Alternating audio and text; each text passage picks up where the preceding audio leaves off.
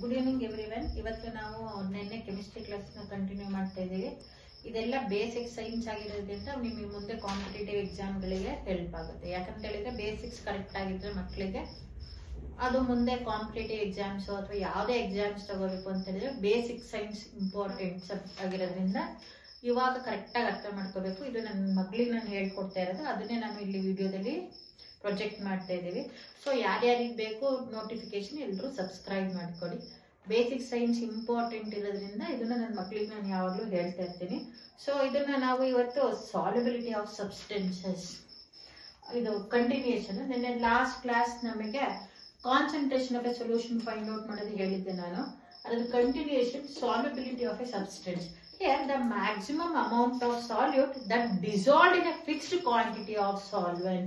So observe ಮಾಡಿ what is solubility ಅಂತ ಬರಿಬೇಕು ನಾವು ಅಂತ ಏನಾರು ಅಂತ ಅನ್ಕೊಂಡಿದ್ರೆ, ಸಾಲ್ಯುಬಿಲಿಟಿ ಅಂದ್ರೆ ಏನು?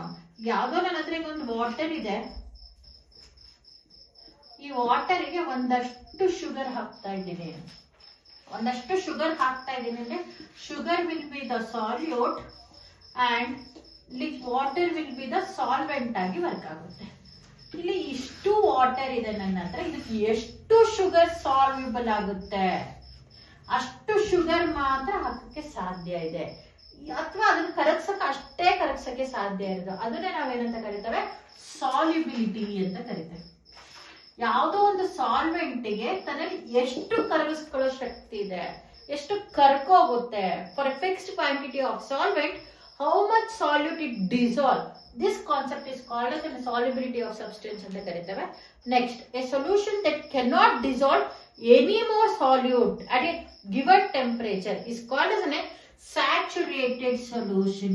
ನೀವೆಲ್ಲ ಕೇಳೇ ಇರ್ತೀರ general word, it is called as a saturated solution ಅಂತ ಕರೀತೇವೆ. ಏನು ಸ್ಯಾಚುರೇಷನ್ ಅಂತ ಹೇಳಿದ್ರೆ, ಯೂಶಲಿ ಜನರಲ್ ಆಗಿ ಸ್ಯಾಚುರೇಷನ್ ಅಂತ ಹೇಳಿದ್ರೆ ಇನ್ನು ನಾವು ಇನ್ನೇನು ಮಾಡಕ್ಕೆ ಸಾಧ್ಯ ಇಲ್ಲ ಅನ್ನೋದಕ್ಕೆ ಅದನ್ನ ನಾವು ಸ್ಯಾಚುರೇಷನ್ ಅಂತ ಕರಿತೇವೆ.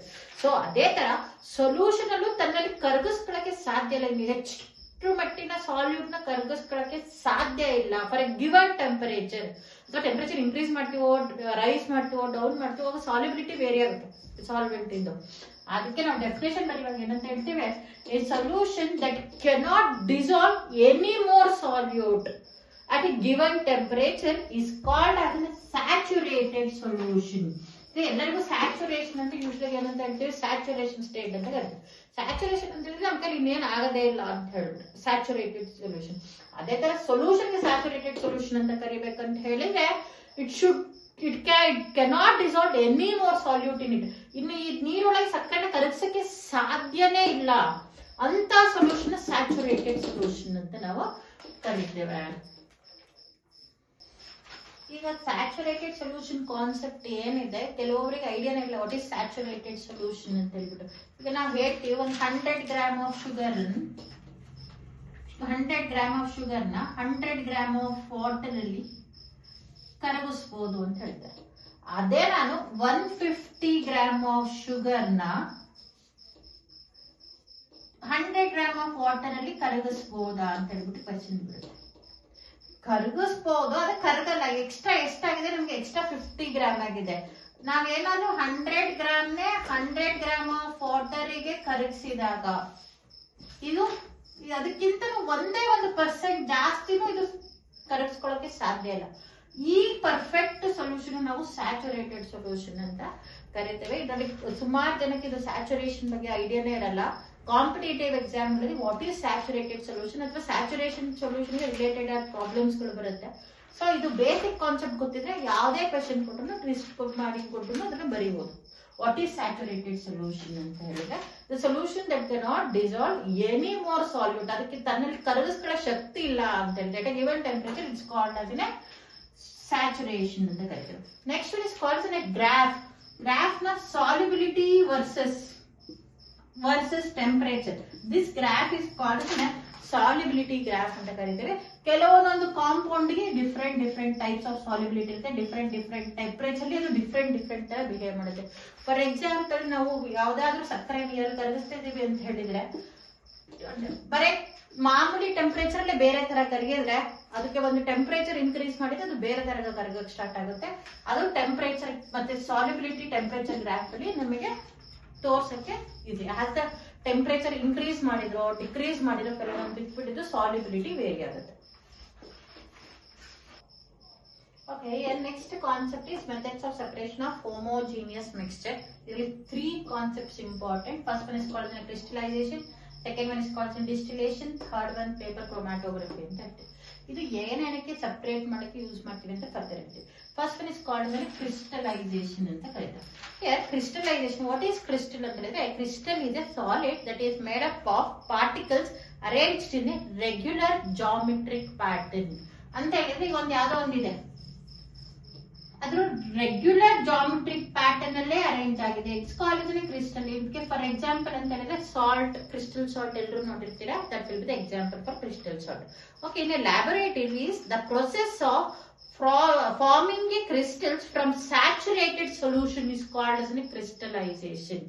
Crystallization ಅಂತ ಹೇಳಿದ್ರೆ ಹೆಂಗ ಮಾಡಬಹುದು? ಒಂದು ಈಗ ಲಿಕ್ವಿಡ್ ಇದೆ, ಫಾರ್ ಎಕ್ಸಾಂಪಲ್ ಇದಕ್ಕೆ ಬೆಸ್ಟ್ ಎಕ್ಸಾಂಪಲ್ ಅಂತ ಹೇಳಿದ್ರೆ ಸೀ ವಾಟರ್ ನ ಸಾಲ್ಟ್ ಆಗಿ ಕನ್ವರ್ಟ್ ಮಾಡ್ತಾರೆ. It is called crystallisation process. ನಿಮ್ಗೆ ಯಾವಾಗ್ಲೂ ಸಿ ವಾಟರ್ ನೋಡಿರ್ತೀರಾ, ಉಪ್ಪು ನೀರು ಇರುತ್ತೆ ಸಿ ವಾಟರ್ ಅಲ್ಲಿ.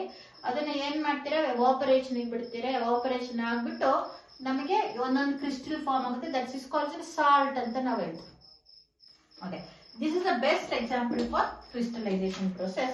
In this method can be used for separation of two solids in which one compound is present in small quantity and other quantity is soluble in the same solvent.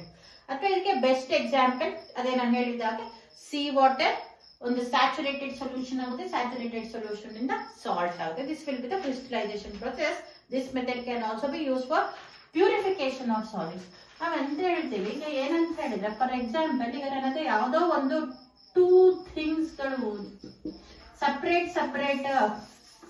ಮಾಡ್ಬೇಕಾಗಿರುತ್ತೆ. ಯಾವ್ದೋ ಒಂದು ಎರಡು solid separate ಅದನ್ನ same solvent ಒಳಗೆ ಕರಗಿಸ್ಬಿಟ್ಟು ಅದನ್ನ evaporation process ಮಾಡಿ crystallisation ಮಾಡ್ತೀವಿ. This is the main use of crystallization process over there. When we allow the solvent to evaporate to get a solute, such a salt from a salt solution where the solvent disappears. ಅಂತ ಹೇಳಿದ್ರೆ ನಿಮಗೆ salt water ಅಲ್ಲಿ salt ಇದೆ, water ಇದೆ. ಇದರಲ್ಲಿ salt will be the salute, water will be the solvent. Solvent ಎಲ್ಲ evaporate ಆದ್ರೆ ಉಳಿಯೋದು ನನಗೆ ಯಾವುದು salt ಉಳಿಯುತ್ತೆ. This process is called as crystallization. Second process is called as distillation process.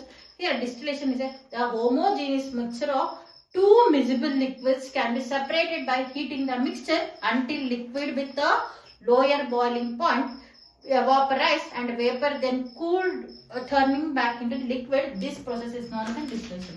ಇದು ಏನಂತ ಹೇಳಿದ್ರೆ ಯಾವ್ದೋ ಒಂದು ಎರಡು ಲಿಕ್ವಿಡ್ ಮಿಕ್ಸ್ ಮಾಡಿರ್ತೀವಿ. ಎರಡು ಲಿಕ್ವಿಡ್ ಮಿಕ್ಸ್ ಆಗಿದೆ ಅಂತ ಹೇಳಿದ್ರೆ ಇದನ್ನ ಸಪರೇಟ್ ಮಾಡೋದು ಹೆಂಗೆ? ಇದನ್ನ ಸಪರೇಟ್, ಎರಡು ಲಿಕ್ವಿಡ್ ನ ಸಪರೇಟ್ ಮಾಡ್ಬೇಕು same. For example water plus acetone ಅಂತ ಹೇಳ್ತೀವಿ. ಇದ್ರಲ್ಲಿ ವಾಟರ್ ಇದೆ, ಅಸಿಟೋನ್ ಇದೆ. ಸೊ ಇದನ್ನ ಸಪರೇಟ್ ಹೆಂಗ್ ಮಾಡೋದು ನಾನು ಲಿಕ್ವಿಡ್ ನ? ಯಾವ್ದೋ ಈಗ ಎಣ್ಣೆ ಮತ್ತೆ ನೀರಿತ್ತು ಅಂತ ಹೇಳಿದ್ರೆ ಅವಾಗ ಎರಡಕ್ಕೂ ಕಂಪ್ಯಾಟಿಬಿಲಿಟಿ ಇಲ್ಲ, ಅವೆರಡು ಮಿಕ್ಸ್ ಆಗಿರಲ್ಲ. ಸೊ ಅದನ್ನ ಮೇಲೆ ಸೋಸ್ಬಿಟ್ಟು ತೆಗ್ದು ಕರೆಕ್ಟ್ ಮಾಡ್ಬೋದು. ಬಟ್ ಇವೆರಡು ಕಂಪ್ಲೀಟ್ ಮಿಕ್ಸ್ ಆಗಿರುತ್ತೆ, ವಾಟರ್ ಮತ್ತೆ ಅಸಿಟೋನ್ ಕಂಪ್ಲೀಟ್ ಮಿಕ್ಸ್ ಆಗಿರುತ್ತೆ. ಐ ಕಾಂಟ್ ಹೆಂಗ್ ಮಾಡೋದು, ಹೆಂಗೆ ಸಪರೇಟ್ ಮಾಡೋದು? At that time will go for distillation process ಅಂತ ಹೇಳ್ತೀವಿ. ಇನ್ನೂ ಬೆಸ್ಟ್ ಎಕ್ಸಾಂಪಲ್ ಅಂತ ಹೇಳಿದ್ರೆ ನಿಮಗೆ ಸೆಂಟ್ಸ್, ಪರ್ಫ್ಯೂಮ್ಸ್ ಎಲ್ಲ ಮಾಡುವಾಗ ನಾವು ಡಿಸ್ಟಿಲೇಷನ್ ಪ್ರೊಸೆಸ್ ನ ಯೂಸ್ ಮಾಡ್ತೀವಿ. ಪರ್ಫ್ಯೂಮ್ಸ್ ಎಲ್ಲ ಪ್ರೊಡ್ಯೂಸ್ ಮಾಡಕ್ಕೆ ಯಾವ ಪ್ರೊಸೆಸ್ ಯೂಸ್ ಆಗುತ್ತೆ? ಡಿಸ್ಟಿಲೇಷನ್. ಫ್ಲವರ್ ಇಂದ ಫ್ರಾಗ್ರೆನ್ಸ್ ತಂದು ಎವಾಪರೇಟ್ ಮಾಡಿ ಅದನ್ನ ಕೂಲ್ ಮಾಡಿ ಸೆಂಟ್ಸ್ ಎಲ್ಲ ಪ್ರಿಪೇರ್ ಆಗುತ್ತೆ. ಅಲ್ಲಿ ಪ್ರೊಸೆಸ್ ಇಸ್ ಕಾಲ್ಡ್ ಡಿಸ್ಟಿಲೇಷನ್ ಅಂತ ಕರೀತಾರೆ. ಸೊ ಈಗ ಏನಾಗುತ್ತೆ, ಫಸ್ಟ್ ಎರಡು ಲಿಕ್ವಿಡ್ ಮಿಕ್ಸ್ ಆಗಿರುತ್ತೆ. ಆ ಎರಡು ಲಿಕ್ವಿಡ್ ಮಿಕ್ಸ್ ಆಗಿರೋದನ್ನ ಏನ್ ಮಾಡಕ್ ಸ್ಟಾರ್ಟ್ ಮಾಡ್ತೀವಿ? ಹೀಟ್ ಮಾಡ್ತೀವಿ. ಹೀಟ್ ಮಾಡಿದಾಗ ವೇಪರ್ ಆಗುತ್ತೆ. ವೇಪರ್ ಆಗಿ ಅದನ್ನ next again it should be converted in to the liquid process. Liquid ಇದೆ, ಎರಡು ಮಿಕ್ಸ್ ಆಗಿದೆ, ಅದನ್ನ ಹೀಟ್ ಮಾಡಿದ್ರೆ ಎವಾಪರೇಷನ್ ಕಂಡೀಷನ್ ಹೋಗುತ್ತೆ. ಎವಾಪರೇಷನ್ ಕಂಡೀಷನ್ ಎವಾಪರೇಟ್ ಆಗಿ ಬಂದಿದ್ದ ಅಗೇನ್ ಲಿಕ್ವಿಡ್ ಆಗಿ ಕನ್ವರ್ಟ್ ಮಾಡ್ತೀವಿ. During this process the vapour of the lower boiling point are pass to the condenser where they are usually cooled by circulating the water. ಇಲ್ಲಿ ಏನಾಗುತ್ತೆ ಅಂತ ಹೇಳಿದ್ರೆ ಇದನ್ನ ಹೀಟ್ ಮಾಡಕ್ಕೆ ಸ್ಟಾರ್ಟ್ ಮಾಡಿದ ತಕ್ಷಣನೇ ಯಾವ್ದು boiling point, lower boiling point ಇದೆ ಅದು ಫಸ್ಟ್ ಎವಾಪರೇಟ್ ಆಗಕ್ಕೆ ಸ್ಟಾರ್ಟ್ ಆಗುತ್ತೆ.